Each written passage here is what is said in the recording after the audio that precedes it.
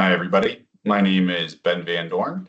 I'm the creator of LANQL. LANQL stands for Language is Query Language. Today, I'm going to do a quick start tutorial so folks who have downloaded LANQL are able to get going and start interacting with a Postgres database. The first connector that I was able to build for LANQL is actually for Postgres, but more soon to come. I'm going to go ahead and share my screen here. We're going to take a look at the LANQL interface. I've already opened it. I've already got these Postgres credentials open. If we go to the settings icon right here, that's what opens that. That little pop-up generates this area. And we're going to go ahead and type in localhost. This needs to be a local model for right now, thinking about doing more for remote support later. But for right now, this is just kind of how we're going to go about our workflow. So localhost, port 5432, Postgres makes it nice and easy. I'm going to go ahead and grab the password that I want to use. So drop that in here, go ahead and submit. Now, we're not quite all the way through what we want to do, but we can see that we're authenticated into our Postgres server. We've got access to our tables there on the left sidebar.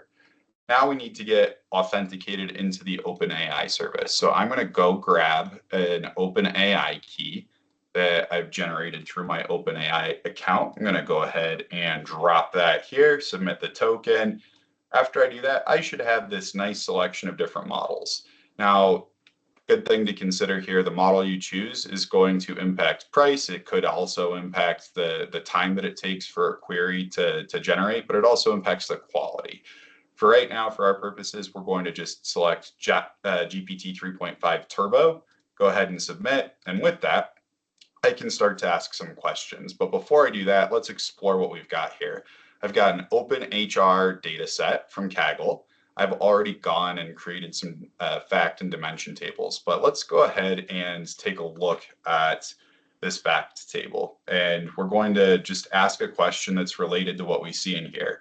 Right now, we have some of these job names that are kind of obfuscated. This is something that I think is kind of a nice touch, something that you can actually do with LANQL if you'd like. But for right now, we're not going to worry about that. We're going to go ahead and just try to search what is the average pay for a senior engineer. So what is the average pay, or let's be very specific because we've got quite a few different types of titles here. So what is the average base pay of a senior engineer?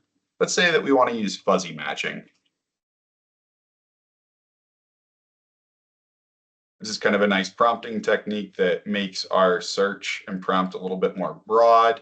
What is the average base pay of a senior engineer? Use fuzzy matching. And let's say in the year 2011.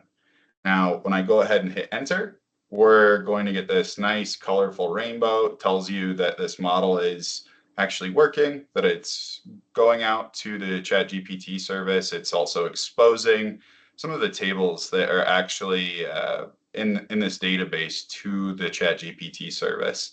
So it takes a moment.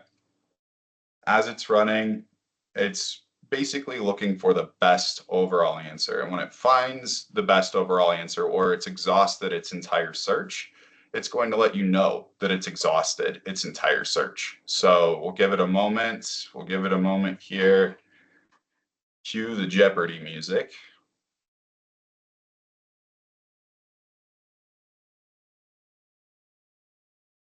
And there we go. We get a nice query, and it's saying that the average base pay of a senior engineer in 2011 using fuzzy matching, so it was able to better find the title, is approximately $126,000. Now, some cool things that I can do. I can copy this to a clipboard if I wanted to run this in Postgres later, or I can go ahead and click save, and I've got a few different options.